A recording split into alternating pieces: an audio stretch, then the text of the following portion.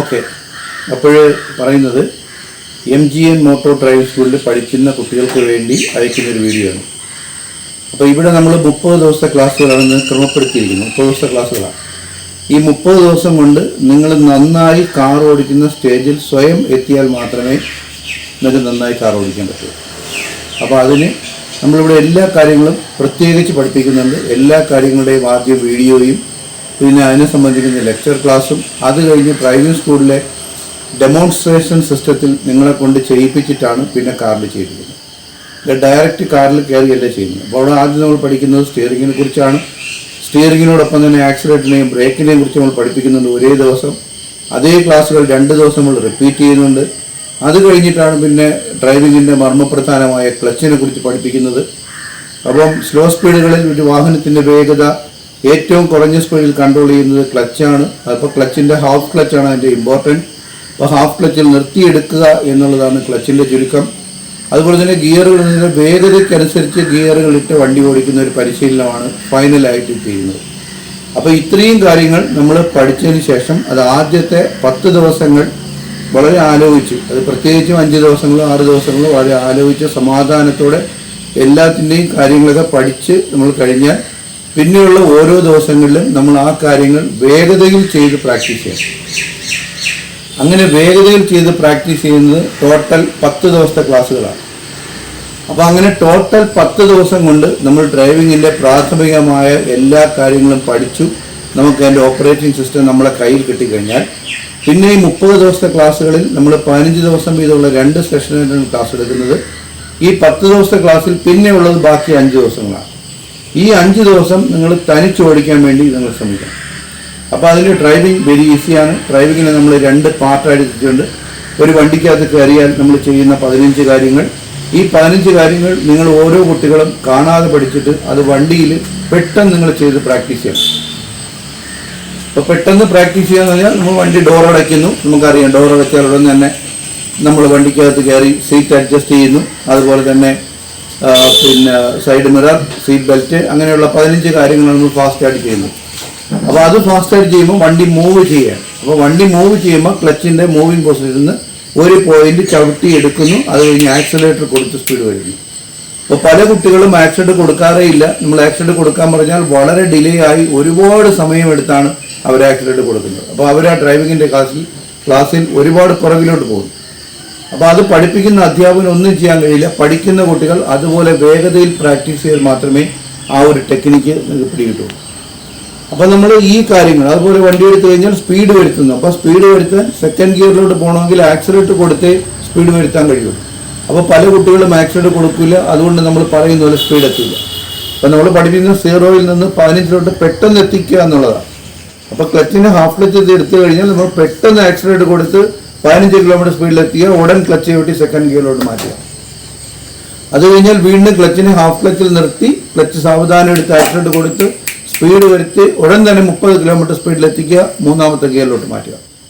അപ്പോൾ ഇവിടെ ഈ ടെക്നിക്കൽ നോളജുള്ള കുട്ടികൾക്കെന്ന് പറഞ്ഞാൽ അവർക്ക് സ്പീഡോമീറ്ററിൽ നോക്കാതെ സ്പീഡ് അറിയാൻ കഴിയും. ആ ടെക്നിക്കൽ നോളജ് ഇല്ലാത്ത കുട്ടികൾക്ക് സ്പീഡോമീറ്ററിൽ നോക്കിയാലേ പറ്റുള്ളൂ. അപ്പോൾ അങ്ങനെ സ്പീഡായോ എന്ന് 1 സെക്കൻഡ് സ്പീഡോമീറ്ററിൽ നോക്കാം. സ്പീഡായെങ്കിൽ ഗിയറുകൾ മാറി ഓടിക്കുക. ചുരുക്കി പറഞ്ഞാൽ നന്നായി പ്രാക്ടീസ് ചെയ്യുന്ന കുട്ടികൾക്ക് മാത്രമേ നന്നായി കാർ ഓടിക്കാൻ പറ്റുള്ളൂ. പ്രാക്ടീസിങ്ങിന് വേഗത എന്ന് പറയുന്നത് ഇമ്പോർട്ടൻ്റ് ആണ്.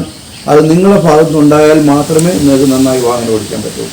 ചില കുട്ടികളെന്ന് പറഞ്ഞാൽ ആവറേജ് ലെവലിൽ താഴെയാണ്. സ്റ്റിയറിംഗ് തിരിക്കുന്നതും വണ്ടിക്കകത്ത് കയറുന്നതും ഓരോ കാര്യങ്ങൾ ചെയ്യുന്നതെല്ലാം ഒരുപാട് സമയമെടുക്കാം.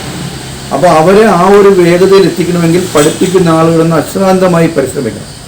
അപ്പോൾ പഠിപ്പിക്കുന്ന ആൾ അശ്രാന്തമായി പരിശ്രമിക്കുമ്പോൾ അതുമായിട്ട് പൊരുത്തപ്പെട്ടു പോകാൻ പഠിക്കുന്ന കുട്ടികൾക്ക് കഴിയില്ല. അപ്പോൾ അങ്ങനെയാകുമ്പോൾ ഡ്രൈവിങ്ങിൻ്റെ ക്ലാസ്സുകളിൽ അസ്വാരസ്യങ്ങളുണ്ടാകും. അപ്പോൾ അത് വരാതിരിക്കാൻ വേണ്ടി പിന്നെ ചെയ്യാൻ പറ്റുന്ന മാർഗ്ഗം നിങ്ങൾക്ക് പ്രഷർ തരാതെ പഠിപ്പിക്കുക എന്നുള്ളതാണ്. അപ്പോൾ പ്രഷർ തരാതെ പഠിപ്പിക്കുമ്പോൾ നിങ്ങൾ 30 ദിവസം കൊണ്ട് നന്നായി വണ്ടി ഓടിക്കുന്ന സ്റ്റേജിൽ എത്തില്ല. അപ്പോൾ നിങ്ങൾ ഇത്രയും പൈസ മുടക്കി കൃത്യമായി ക്ലാസ്സിന് വന്ന് ഇതെല്ലാം ചെയ്യുമ്പോൾ ആ 30 ദിവസത്തെ ക്ലാസ്സിലെ ഒരു മിലിറ്ററി ക്യാമ്പിലെ ട്രെയിനിങ് പോലെ നിങ്ങൾ എടുക്കണം. നിങ്ങൾ കോളേജിൽ പഠിക്കുന്ന അതേ സബ്ജക്റ്റ് പോലെ തന്നെ ഡ്രൈവിങ്ങിനെ ഒരു സബ്ജക്റ്റ് ആക്കി എടുക്കണം. എല്ലാ ദിവസങ്ങളിലും ഡ്രൈവിംഗ് സ്കൂളിൽ നിന്ന് അയക്കുന്ന വോയിസ് മെസ്സേജുകൾ, വീഡിയോ മെസ്സേജുകൾ, ടെക്സ്റ്റ് മെസ്സേജുകൾ എല്ലാം കാണുക. എന്നിട്ട് ഡ്രൈവിംഗ് സ്കൂളിലെ സിസ്റ്റത്തിൽ നിന്ന് പ്രാക്ടീസ് ചെയ്യുക. അല്ലെങ്കിൽ നിങ്ങളുടെ വീട്ടിലിരുന്നു കൊണ്ട് നിങ്ങളുടെ കസേരയിലിരുന്നു കൊണ്ട് കാർ ഓടിക്കുന്നവരെ മനസ്സിൽ സങ്കല്പിച്ച് പ്രാക്ടീസ് ചെയ്യുക. ആ ഒരു വേഗത നിങ്ങളുടെ കയ്യിൽ കിട്ടിയാൽ മാത്രമേ നിങ്ങൾക്ക് നന്നായി കാർ ഓടിക്കാൻ പറ്റുള്ളൂ. ശരിക്കും പറഞ്ഞാൽ നിങ്ങൾ പ്രാക്ടീസ് ചെയ്താൽ മാത്രമേ നിങ്ങൾക്ക് വണ്ടി ഓടിക്കുന്ന സ്റ്റേജിൽ എത്താൻ കഴിയുള്ളൂ.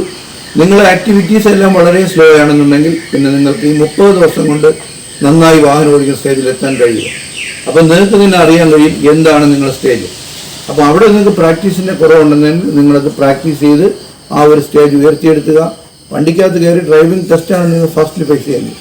അവിടെ സാറ് കയറി നിങ്ങൾ ടെസ്റ്റ് ചെയ്യുമ്പോൾ നിങ്ങൾ എല്ലാ കാര്യങ്ങളും വേഗതയിലാണ് ചെയ്യുന്നതെങ്കിൽ സാറ് പറയും MGN അവരെല്ലാവരും സ്മാർട്ടായിരുന്നു എന്ന് പറയും. അതിൽ സാറ് അതൊന്ന് പോരാ ഡ്രൈവിങ്ങിൻ്റെ നിലവാരം വളരെ ലോ ആണ് എന്ന് സാറ് പറയും. അപ്പോൾ അത് പഠിപ്പിക്കാത്തതുകൊണ്ടല്ലോ ഇത്രയും കാര്യങ്ങൾ നിങ്ങളെ പഠിപ്പിച്ചിട്ടും. അപ്പോൾ ഞാൻ പറയുന്നത് കേരളത്തിനകത്ത് ഇതുപോലെ പഠിപ്പിക്കുന്ന മറ്റൊരു ഡ്രൈവിംഗ് സ്കൂളില്ല. അത് നിങ്ങൾ ഓരോ ഡ്രൈവിംഗ് സ്കൂളും വിസിറ്റ് ചെയ്യണം. അപ്പോൾ നിങ്ങൾക്ക് മനസ്സിലാവും. അപ്പോൾ ഇത്രയും നല്ല ക്ലാസ്സുകൾ കിട്ടിയിട്ട് പോലും അതെന്തുകൊണ്ട് നിങ്ങൾക്ക് ഉപയോഗപ്പെടുത്താൻ പറ്റുന്നില്ല എന്നുള്ളതാണ് ഈ വീഡിയോയുടെ ആ ഒരു കണ്ടന്റ്. നമുക്ക് നല്ല ക്ലാസ്സുകൾ കിട്ടുന്നു, എന്നിട്ട് എന്തുകൊണ്ട് നമുക്ക് വേഗതയിൽ ചെയ്യാൻ കഴിയുന്നില്ല? അപ്പോൾ നിങ്ങളുടെ അശ്രദ്ധയാണ്. അപ്പോൾ അത് വരാതെ നന്നായി പരിശ്രമിക്കുക. കാരണം ഗ്രൗണ്ടിലെ 4 ദിവസത്തെ ക്ലാസ്സുകളുണ്ട്. ഡ്രൈവിങ്ങിൻ്റെ എല്ലാ പാഠങ്ങളും കഴിഞ്ഞു. അത് കഴിഞ്ഞ് 6 ദിവസത്തെ ക്ലാസ്സുകൾ റോഡാണ്. 6 4 10 ദിവസം കൊണ്ട് ഒരു വാഹനം ഓടിക്കേണ്ട എല്ലാം നമ്മൾ പഠിച്ചു കഴിഞ്ഞു. അപ്പോൾ അവിടെ ടെക്നിക്കൽ നോളജ് ഉള്ള കുട്ടികളാണെങ്കിൽ ആ കുട്ടികൾ 10 ദിവസം കൊണ്ട് നന്നായി ഓടിക്കും. അവിടെ ടെക്നിക്കൽ നോളജ് കുറഞ്ഞ കുട്ടികളാണെന്നുണ്ടെങ്കിൽ അവർക്ക് 10 ദിവസവും തികയില്ല, 30 ദിവസം തികയില്ല. ആ തികയാത്ത 30 ദിവസങ്ങളാണ് നമ്മൾ കവർ ചെയ്യാൻ വേണ്ടി ഡ്രൈവിംഗ് സ്കൂളിലെ സിസ്റ്റങ്ങളിൽ പ്രാക്ടീസ് ചെയ്യുമെന്ന് പറയുന്നത്.